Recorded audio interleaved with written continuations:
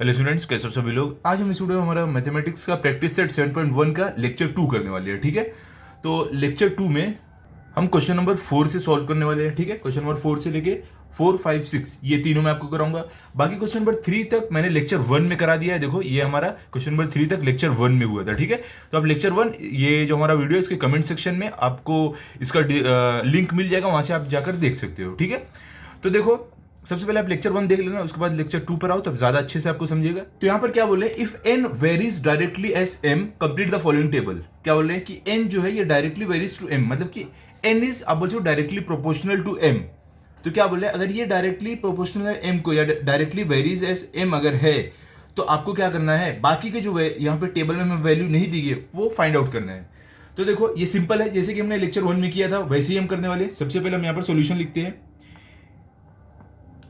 अब देखो, जैसे कि हमें यहां पर क्वेश्चन में बताया गया है, क्या बोल रहे हैं यहां पर कि n varies directly S m, मतलब कि जो हमारा n है, ये जो हमारा n है, ये डायरेक्टली वेरीज, मतलब कि आप बोल सकते हो डायरेक्टली प्रोपोर्शनल टू किसको है, m को। ये हमने कहां से पता किया है, क्वेश्चन से मालूम किया है। ठीक है, तो हम यहां पे लिख देंगे, ये हमें गिवन है, क्वेश्चन में दिया हुआ है।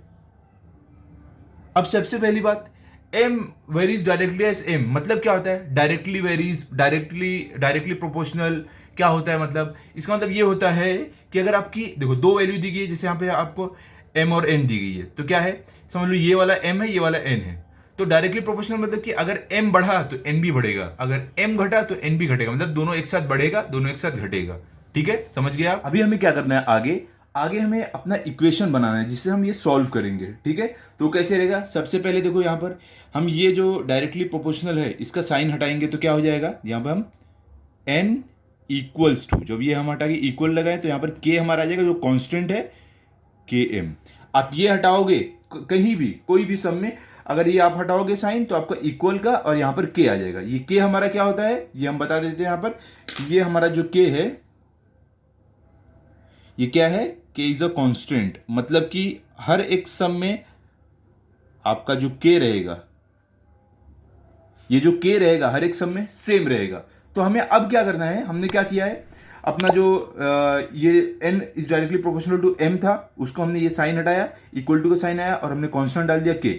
अब हमें करना क्या, ये k फाइंड आउट करना है। ठीक है, तो k कैसे फाइंड आउट कर सकते हैं बताओ, अगर आप थोड़ा सा दिमाग लगाओगे तो k कैसे फाइंड आउट कर सकते हैं, हमें n और m दोनों पता रहना चाहिए। तो यहां पर देखो, जो हमें दिया गया है वैल्यूज, यहाँ पे कहाँ कहाँ देखो है, देखो यहाँ पे एन एम यहाँ दिया है, यहाँ भी दिया है, तो दोनों में से कोई भी वैल्यू लेके हम फाइंड आउट कर सकते हैं के क्या है। तो कैसे करेंगे, ध्यान से देखो। अब हम लिखेंगे यहाँ पर व्हेन n इक्वल्स टू क्या है 12 एंड m इक्वल्स टू क्या है 3। ठीक है, तो हम क्या बोल रहे हैं, जब ये n 12 रहेगा m 3 रहेगा, तो वो टाइम पे हम अभी इसमें वैल्यूज पुट करेंगे। देयरफॉर n 12 है तो यहाँ पर 12 आ जाएगा, इक्वल टू m क्या है, देखो k तो हमें पता नहीं है, तो k हम फाइंड आउट कर रहे हैं, k as it is multiply by, अब देखो m क्या है 3 है तो 3।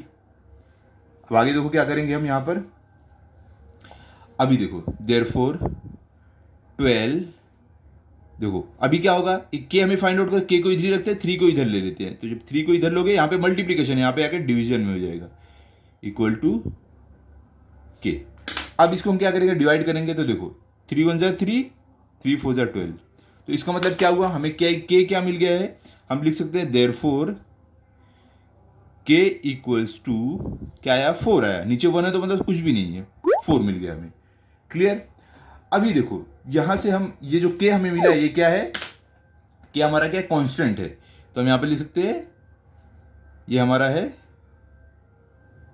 Constant of variation. ठीक है, अगर आपको इक्वेशन बनाना है तो के आपको फाइंड आउट करना पड़ेगा, तो के हमने फाइंड आउट कर लिया। अब हम बोल सकते हैं यहां पर देखो, ये जो हमारा था, ये हमने जो यहां पर इक्वेशन बनाया था, इसमें के हमें पता चल गया है, के क्या है 4 है, तो अब हम इसको कैसे लिख सकते हैं, देयरफॉर n इक्वल्स टू के क्या है हमारा 4 मिला है, तो 4m, 4m क्या, ये हमारा क्या है बताओ, ये हमारा इक्वेशन है, आप लिख सकते हो 4m is the equation of variation. ठीक है, इस तरीके से आप लिख सकते हो। तो यहां तक हमने क्या किया, अपना एक इक्वेशन बना लिया। अब इसकी हेल्प से हम ये वैल्यूज जो नहीं पता वो फाइंड आउट करने वाले हैं। ठीक है, तो सबसे पहले फर्स्ट में देखो क्या है, जो आपको पता नहीं है यहां पर आएंगे हम। यहां पर हमें क्या दिया गया है, m दिया है 6.5, तो हम लिखेंगे यहां पे हमें m दिया हुआ है 6.5, और जो n हमारा है क्या है, n हमें नहीं पता है, तो n हमें फाइंड आउट करना है। तो हम क्या करने वाले, ये वाला जो इक्वेशन ये यूज करेंगे। देयरफॉर n नहीं पता था तो n as it is equal to 4, हर सम में सेम डालना है आपको 4 जितना भी आगे सॉल्व करोगे। और m कितना है, m हमें दिया हुआ है, देखो यहाँ पर 6.5, तो मल्टीप्लाई बाय 6.5। अब इसको हम सॉल्व करेंगे, हमें n मिल जाएगा। तो देखो 4 5 क्या होता है, 20 होता है, तो 20 का 0 यहाँ पर और 2 समझ लो कैरी ओवर में। 4 6 क्या होता है, 24 प्लस 2 लेके कितना हो जाएगा, 26। ठीक है, तो हमें यहाँ पर मिल जाएगा, सॉरी रुक जाओ, 4 5 क्या था, 20 का 0 यहाँ पर 2 इधर आ गया। अब इसके आगे बढ़ने से पहले पॉइंट आ रहा था, पॉइंट डालेंगे, फिर 4 6 24 प्लस 2 जो कैरी ओवर में था लेके हो जाएगा 26। इसका मतलब ये हुआ therefore n equal to, point के बाद अगर सिर्फ 0 है तो आप नहीं लगाओगे चलेगा, नहीं लिखोगे चलेगा, तो हमें क्या मिला, 26 मिला। n क्या मिला हमें, 26 मिला। सिंपल था एकदम। चलो अभी हम क्या करेंगे, यहां पर लिख देते हैं कि हमें जो n मिला है ये क्या मिला, 26 मिला है। अब अगले उसमें क्या है, देखो हमें यहां पर n दिया हुआ है 28 है, लेकिन m हमें फाइंड आउट करना है, n नहीं दिया है, m नहीं दिया है। ठीक है, तो कैसे करेंगे, चलो करते हैं, अगले पेज पर ही चलते हैं। देखो यहां पर सेकंड में क्या है, हमें n दिया हुआ है 28, लेकिन हमें m नहीं दिया है। ठीक है, m हमें क्या करना, फाइंड आउट करना है। तो क्या फॉर्मूला यूज करेंगे, कौन सा इक्वेशन यूज करेंगे, जो अभी हम पीछे यूज किए हैं, देखो ये वाला, n is equal to 4m, ये वाला यूज करेंगे। तो क्या है बताओ, n is equal to 4m है, तो n यहां पे वापस लिख लेते हैं equal to 4m। Therefore n हमें पता है 28 है, तो 28 लिख देते हैं equal to 4 multiply by m, हमें फाइंड आउट करना है, m नहीं पता है तो m। अब यहाँ पर देयरफॉर 28, अब देखो m फाइंड आउट करना तो m इधर ही रहेगा, 4 इधर आ जाएगा, तो ये 4 मल्टीप्लीकेशन में यहाँ आके उल्टा हो जाएगा डिवीजन में। ठीक है, इक्वल टू m। अब इसको सॉल्व करते हैं, देखो यहाँ पर 4 1 जार 4, 4 7 जार 28, तो हमें क्या मिला बताओ, यहाँ पर m हमें मिलता है, देयरफॉर m इक्वल टू 7, नीचे 1 है तो 1 कंसीडर नहीं करना है, तो यहां पर m हमें मिल गया है 7, हमने फाइंड आउट कर लिया। क्लियर, एकदम सिंपल है, 7 मिला। अब हमें क्या करना है, अब आगे आएंगे तो हमें यहां पर m दिया हुआ है 1.25, n नहीं दिया है, तो चलो अब आगे करते हैं वैसे ही सेम जैसे किया है हमने। तो हमें क्या दिया है, 1.25 हमें m दिया है और n नहीं दिया है। ठीक है, तो थर्ड में हमें क्या दिया है, m हमें दिया है 1.25 और हमें n नहीं दिया है, n हमें फाइंड आउट करना है। क्लियर, तो हम क्या करेंगे, जो इक्वेशन हमने बनाया वही वापस यूज करेंगे, क्या है, n is equal to 4m, तो क्या है n इक्वल्स टू 4m। तो इसको हम सॉल्व कैसे करेंगे, वैसी वैल्यूज पुट करेंगे जो हमें मालूम है वैल्यू यहाँ पर। तो हम लिखेंगे यहाँ पर देयरफॉर n हमें पता है क्या, नहीं n नहीं मालूम है, तो n as it is equal to 4, तो 4 तो हर सब में कांस्टेंट, हर सब में कांस्टेंट है, तो 4 ही रहेगा, किसी में चेंज नहीं होगा कि कहीं आप k की जगह 4 की जगह कुछ और लिख दो, नहीं। ठीक है, मल्टीप्लाई बाय m हमें मालूम है, हाँ 1.25 मालूम है, तो 1.25। अब इसको सॉल्व करते हैं, इक्वल टू 4 5 0 क्या होता है आपका 20 का 0 यहाँ पर और 2 कैरी ओवर। ठीक है, 4 2 जार 8 प्लस 2 10 हो गया, तो 10 का 0 यहाँ पर और 1 कैरी ओवर। अब देखो आगे बढ़ने से पहले बीच में पॉइंट है, तो पॉइंट लगा दो, और 4 1 जार 4, एक कैरी ओवर था ना 1, 4 1 जार 4 प्लस 1 5 हो जाएगा। तो इसका मतलब ये हुआ हमें n कितना मिला, 5। ठीक है, क्लियर, तो लिख देते हैं हमारा लास्ट वाला, हमें जो n मिला है वो है 5। एकदम सिंपल था कि नहीं बताओ? इस तरीके से आपको सॉल्व करना है, कुछ भी इसमें डिफिकल्ट नहीं है, खाली एक नया टॉपिक आ गया है बस।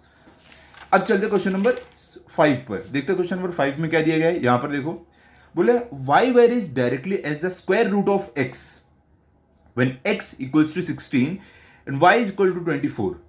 Find the constant of variation and the equation of variation. Simple है एकदम। यहां पर आपको क्या बोल रहे हैं, जो y है वो directly varies directly as square root of x, मतलब कि y directly proportional to square root. Square root कैसे रहता है साइन? ऐसे स्क्वायर रूट, ठीक है, स्क्वायर रूट के x से डायरेक्टली वेरीज डायरेक्टली प्रोपोर्शनल है। और क्या बोले, जब हमारा x 16 है और y 24 है वो टाइम पर। अब हमें क्या बोल रहे हैं कि हमें क्या करना है, कांस्टेंट ऑफ वेरिएशन और इक्वेशन ऑफ वेरिएशन ढूंढना है। मतलब देखो, अभी तक जो हम करते हैं, ये जो के आप ढूंढते थे इसको हम क्या बोलते हैं, कांस्टेंट ऑफ वेरिएशन। और ये जो बाद में के मिलने के बाद, देखो पहले हम क्या करते हैं, ऐसे करते हैं कि n is directly proportional to m, फिर हम ये साइन हटाते हैं, इक्वल टू का साइन आ जाता है, के आ जाता है, और ये हमारा बन जाता है एन इज इक्वल टू के एम। फिर इसमें से हम क्या करते हैं, के को फाइंड आउट करते हैं, तो ये हमारा कांस्टेंट ऑफ वेरिएशन रहता है। और उसके बाद जो के मिला है वही वैल्यू पुट करके हम इसी को वापस लिख देते हैं, ये हमारा होता है इक्वेशन ऑफ वेरिएशन। तो यही दो चीज फाइंड आउट करना है आपको। क्या करना है आपको, पहले कांस्टेंट ऑफ वेरिएशन मतलब के फाइंड आउट करना है, और जो आप वो साइन हटा के इक्वल टू का साइन डाल के के लिखे हो ना, वो के की वैल्यू हटा के जो आपको मिले वो लिख के इक्वेशन ऑफ वेरिएशन बना देना है। सिंपल, समझे? चलो सॉल्व करते हैं, आपको बहुत ही अच्छे से समझेगा। स्टार्ट करते हैं, देखो यहाँ सॉल्यूशन लिखते हैं। सबसे पहले हमें जो क्वेश्चन में दिया गया वो लिखेंगे। क्या बोल रहे हैं, y varies directly as the square root of x, मतलब कि जो हमारा y है, ये है जो y है is directly proportional to square root. Square root ऐसे रहता है, स्क्वायर रूट ऑफ x, ऐसा बोल रहे हैं, ठीक है। तो ये हम क्या बोलेंगे, ये हमने कहां से लिखा है, ये हमें ऑलरेडी क्वेश्चन में गिवन है। क्लियर? अब आगे बढ़ते हैं। हम क्या करेंगे, जैसे कि हर सम में करते हैं, हम ये साइन हटाएंगे। तो ये साइन हटाने के लिए आपका y तो ऐसे ही रहेगा, लेकिन इक्वल टू का साइन आएगा और यहां पर k कांस्टेंट आ जाएगा आपका, और ये under root x as it is, ठीक है। तो अब हम क्या बोलेंगे, ये जो हमने k लाया है ये कहां से लाया है, ये k हमारा है, k इज अ कांस्टेंट, ठीक है। अब हमें करना क्या है, हमने क्या किया है, ये बना दिया है। अब हमें के फाइंड आउट करना है, के मिल जाएगा, वो हमारा क्या रहेगा, कांस्टेंट ऑफ वेरिएशन रहेगा। इक्वेशन बनाने के लिए वही के की वैल्यू यहां पर पुट करके इसको वापस लिख देना है, वो हमारा हो जाएगा इक्वेशन ऑफ वेरिएशन। सिंपल। अब हम के कब फाइंड आउट कर पाएंगे बताओ? आप एकदम स्मार्ट रहोगे तो एक बार में बता दोगे। के हम तभी फाइंड आउट कर पाएंगे जब हमें y और x दोनों मालूम रहे। जो y x मालूम है तो हमें के मिल जाएगा। तो कहां पर देखो, यहां पर हमें x और y दोनों यहां पर बताया है ना क्या वैल्यू है, तो इसको हम यूज करके के फाइंड आउट करेंगे। तो यहां पर लिखेंगे when x equals to 16 y equals to 24, therefore, देखो यह y है, y की जगह हमें क्या लिखना है 24, तो 24 लिखते हैं, इक्वल्स टू के की जगह तो हमें कुछ नहीं लिखना है, के की जगह के ही रहेगा क्योंकि ये फाइंड आउट करना है, multiply by under root x. तो ये x की जगह हम क्या लिखेंगे 16, तो अंडर रूट 16, इस तरीके से आप लिख दोगे, ठीक है। अब आगे बढ़ते हैं, यहां पर देखो, यहां पर हम लिखेंगे देयरफॉर 24 इक्वल्स टू के मल्टीप्लाई बाय। अब देखो हम ये जो अंडर, ये जो इसका स्क्वायर रूट है, ये स्क्वायर रूट को हम अगर हटाएंगे तो हमें यहां पर क्या मिल जाएगा, जब स्क्वायर रूट आप हटाओगे तो आपको इसका 16 का आपको स्क्वायर रूट लिखना पड़ेगा। तो ये तो इतना मालूम होगा आपको, 16 किसका स्क्वायर रूट है 4 का, तो हम यहां पर 4 लिख देंगे, ये इसका स्क्वायर रूट हटा के 4 लिख देंगे, ठीक है। क्लियर? अब देखो हम क्या करने वाले, देयरफॉर 24, अब हमें के फाइंड आउट करना, तो के इधर रहेगा, 4 इधर आ जाएगा, 24/4 इक्वल्स टू के। अब इसको हम सॉल्व करेंगे, हमें क्या मिलेगा बताओ? यहाँ पे 4 1 ज़र 4, यहाँ पे 4 6 ज़र 24, तो हमें क्या मिल रहा है यहाँ पर, देयरफॉर के इक्वल्स टू 6। क्लियर? अब ये आपका क्या है, ये आपका है कांस्टेंट ऑफ वेरिएशन के, ये हमने फाइंड आउट कर लिया। तो हम यहाँ पर क्या लिखेंगे, जो हमारा के है, ये जो है ये कांस्टेंट ऑफ वेरिएशन है। ठीक है, आगे चलते हैं। अब हमें क्या करना है, equation of variation. Equation of variation कैसे, ये जो हमने यहां पे बनाया था इसमें खाली के की वैल्यू डाल दो, आपको इक्वेशन ऑफ वेरिएशन मिल जाएगा। तो देखो क्या था हमारा y, तो y इक्वल टू के की जगह हमने 6 ढूंढा है, तो 6 under root x, under root x. आप बोलोगे कि हमारा जो है ये इक्वेशन ऑफ वेरिएशन है, आप यहां पर लिख दो कि ये is the equation of variation. ठीक है, अब आप चाहिए तो अपना फाइनल आंसर लिख दो कि आपने जो constant of variation, equation of variation जो ढूंढा है वो आप यहां पर लिख सकते हो। चलो लिख देते हैं, हम एक काम करते हैं, यहां पर हम लिखते हैं अपना आंसर। तो इस तरीके से आप लिख सकते हो कि the constant of variation is 6 and the equation of variation is y equal to 6 square root of x। ये आपका फाइनल आंसर है। अब चलते हैं 6 वाले पर जो हमारा लास्ट है। तो देखो 6 में आपको क्या दिया गया है, यहां पर ध्यान से देखो, यहां पर बोले the total remuneration paid to labourers employed to harvest soybean is in direct variation with the number of labourers. देखो क्या बोल रहे हैं यहां पर कि जो टोटल रिम्यूनरेशन मतलब कि जो मजदूरी आप बोल सकते हो, लेबरर्स मतलब मजदूर। अब क्या बोल रहे हैं कि जो टोटल मजदूरी देते हैं लेबर को, मजदूर को, जिनको सोयाबीन को हार्वेस्ट करने के लिए मतलब काटने के लिए आप बोल सकते हो लगाया गया है, वो डायरेक्ट वेरिएशन है नंबर ऑफ लेबर्स के। मैं आपको समझाता हूं सिंपल वर्ड्स में। क्या बोल रहे हैं कि जो टोटल लेबर्स है, अब समझ लो ये लेबर है, ठीक है, ये लेबर है, ये जो टोटल लेबर है और इनको जो पैसा दिया जाता है सोयाबीन को काटने के लिए, हार्वेस्ट करने के लिए, वो डायरेक्टली प्रोपोर्शनल है लेबर से। कैसे, मैं आपको बताता हूं। अब समझ लो लेबर आपने रखा है, उनको ये पैसा आप दे रहे हो, ठीक है, एक लेबर को अब एग्जाम्पल आप दे रहे हो 100 रुपया, ठीक है, एग्जाम्पल 100 रुपया दे रहे हो। तो अगर आपने 2 लेबर किया, आपने लेबर बढ़ाया, तो आप पैसा कितना देना है, 100 से 200 देना है। अगर आपने 3 लेबर किया तो लेबर आपका बढ़ गया, तो पैसा भी आप कितना देना पड़ेगा, 300। अगर आपने लेबर समझ लो वापिस 1 कर दिया, तो पैसा भी वापिस कितना देना पड़ेगा, 100 देना पड़ेगा। तो आप देख रहे हो लेबर और पैसा एक साथ ऊपर जा रहा है, एक साथ नीचे आ रहा है, तो ये है डायरेक्टली प्रोपोर्शनल, डायरेक्ट वेरिएशन में है। लेबर का रिम्यूनरेशन मतलब कि उनकी मजदूरी और लेबर। क्लियर। अब आगे क्या बोल रहे हैं, if the remuneration of 4 labours is ₹1000, find the remuneration of 17 labours. क्या बोल रहे हैं, अगर 4 लेबर्स का, 4 मजदूर का मजदूरी 1000 रुपये है, 4 की मिला के, तो आपको क्या करना है, 17 जो मजदूर है उनकी मजदूरी आपको फाइंड आउट करना है, रिम्यूनरेशन फाइंड आउट करना है। एकदम सिंपल है। क्वेश्चंस में जो क्वेश्चन में हमें जो इंफॉर्मेशन दी गई है उसकी हेल्प से ही हम इसको सॉल्व करने वाले। तो कैसे करेंगे, ध्यान से देखो। सबसे पहले हम यहां पर लिखते हैं सॉल्यूशन। यहां पर हमें क्या चीज बताई गई है वो हम ध्यान से देख लेते हैं। हमें यह बताया गया है कि जो रिम्यूनरेशन ऑफ लेबर्स, जो पेड टू लेबर्स है, और जो नंबर ऑफ लेबर्स एम्प्लॉयड है, ये डायरेक्ट वेरिएशन में है। ठीक है, मतलब कि जैसे कि हम अब तक सॉल्व करते हैं इस तरीके से, मतलब कि जो ये उनको जो पैसा दिया रहा है, जो लेबर है, वो डायरेक्ट वेरिएशन में है। ठीक है, ये हो गया, एक बात क्लियर हो गई। और दूसरी बात और क्या बोले, 4 लेबर को 1000 रुपया दिया जा रहा है, ये भी हमें मालूम पड़ गया कितने लेबर है और कितना रुपया दे रहे हैं, ये चीज़ मालूम पड़ी। अब लास्ट में क्या बोल रहे हैं, अब हमें पता करना 17 लेबर्स को कितना पैसा दिया जाएगा। क्लियर। चलो सॉल्व करते हैं।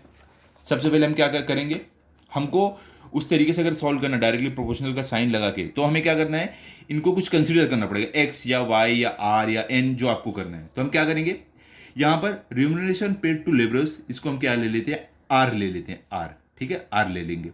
और यहां पर नंबर ऑफ लेबरर्स एम्प्लॉयड, ये जो है इसको हम क्या कर देंगे, एन ले लेंगे। क्लियर। तो हम कैसे करने वाले, ध्यान से देखो, ध्यान से देखो क्या लिखा हमने, let the remuneration of labourers be R, मतलब कि जो लेबर लोग को मजदूरी दी जा रही है उसको हमने आर ले लिया है, रिम्यूनरेशन आर ले लिया है, and the number of labourers be, और जो नंबर ऑफ लेबरर्स है उनको एन ले लिया, एन।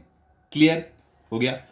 अब हम क्या लिख सकते हैं, देन हम यहां पर बोल सकते हैं, देन क्या है बताओ, remuneration paid to labours is in direct variation with number of labours, मतलब कि R is direct variation with N. N, ऐसे हम लिख सकते हैं। ये हमें कहाँ से मिला है, आप बोल सकते हैं ये हमें गिवन है क्वेश्चन में,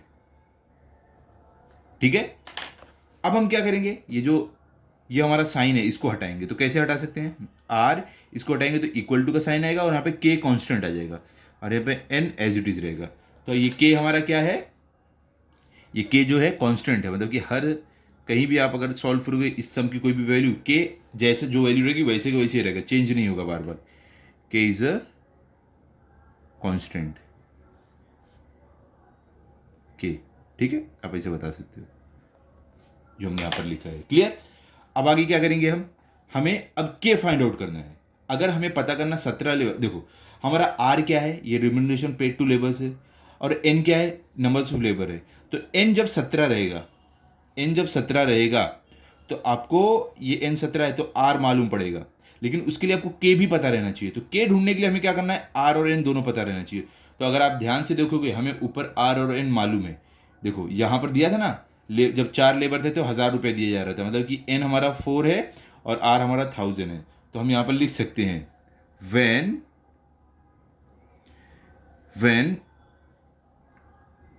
n इक्वल्स टू 4, जब लेबर्स 4 थे तो हम उनको आर, मतलब कि जो मजदूरी दे रहे थे वो कितनी थी, 1000 थी। तो हम देयरफॉर, अब देखो हम ये वैल्यू के की फाइंड आउट कर सकते हैं। आर हमें क्या है, 1000 है, तो 1000 इक्वल टू के हमें फाइंड आउट करना है, तो K as it is multiply by N, N क्या है हमारा 4 है, ठीक है। देयरफॉर 1000, अब देखो ये 4 मल्टीप्लीकेशन में इधर आएगा, डिवीजन में हो जाएगा, इक्वल टू, सॉरी यहाँ पर देखो आपको दिखा नहीं होगा, हम क्या किया 1000 किया, अब ये 4 क्या मल्टीप्लीकेशन में, तो इधर आ गया डिवीजन में हो गया, ठीक है, डिवीजन में हो गया। और के एज इट इज रहेगा, के हमें फाइंड आउट करना है, इसके लिए इसको इधर ही रखिए। अब देखो ये 4 1 जार 4, ये यहाँ पर 10 है तो 4 2 जार 8, 10 में से 8 गया बचा 2। अब देखो ये 2 और ये 0 लेकर 20 हो रहा है, तो 4 5 जार 20 और ये 4 0 जार 0। तो हमें यहाँ पर के क्या मिल गया है, देयरफॉर के इक्वल्स टू 250, ठीक है, 250 मिल गया। अब हम क्या करेंगे, यहां पर के की जगह जो हमें मिला है वो पुट कर देंगे और ये हमारा इक्वेशन ऑफ वेरिएशन बन जाएगा, ठीक है। तो हम यहां पर कैसे लिखेंगे, ये हमारा क्या मिला है ये भी लिख देते हैं, जो हमारा के है ये कांस्टेंट ऑफ वेरिएशन है, क्या है, कांस्टेंट ऑफ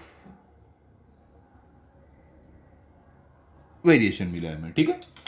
अब हम ये के की वैल्यू यहां पर पुट करेंगे तो क्या, आर इक्वल्स टू के एन, तो हमें यहां पर क्या मिल जाएगा, देयरफॉर आर इक्वल्स टू के, हमें क्या मिला 250 एन, क्या है ये, इज द इक्वेशन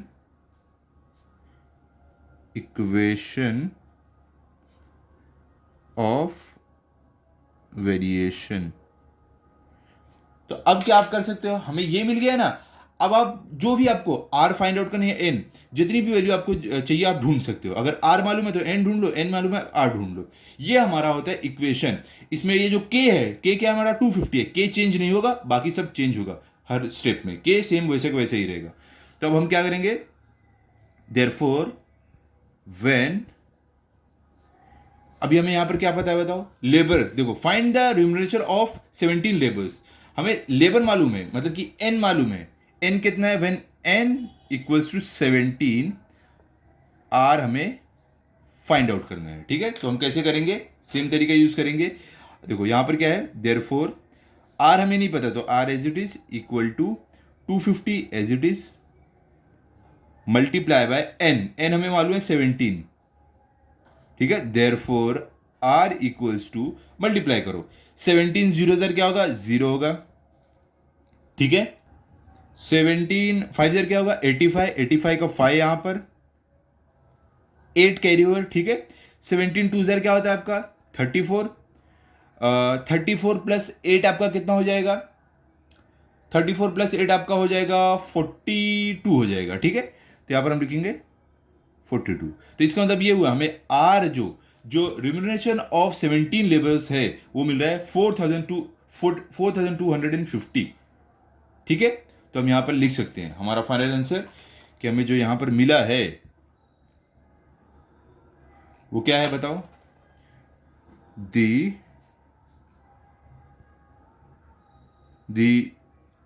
remuneration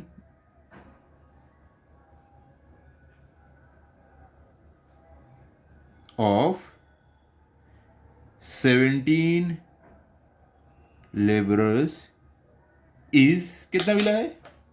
हमें मिला है ₹4250। ये आपका फाइनल आंसर है। यहां पर हमारा प्रैक्टिस सेट 7.1 कंप्लीट होता है। आई होप आपको अच्छे से समझा होगा। इसकी आप अच्छे से प्रैक्टिस कर लो ताकि अगर आपका टेस्ट हो तो आपके फुल मार्क्स है। मिलते हैं अगले वीडियो में। अगर आपको वीडियो अच्छा लगा तो आप इस वीडियो को लाइक करो, अपने सभी दोस्तों के साथ शेयर करो। Thank you.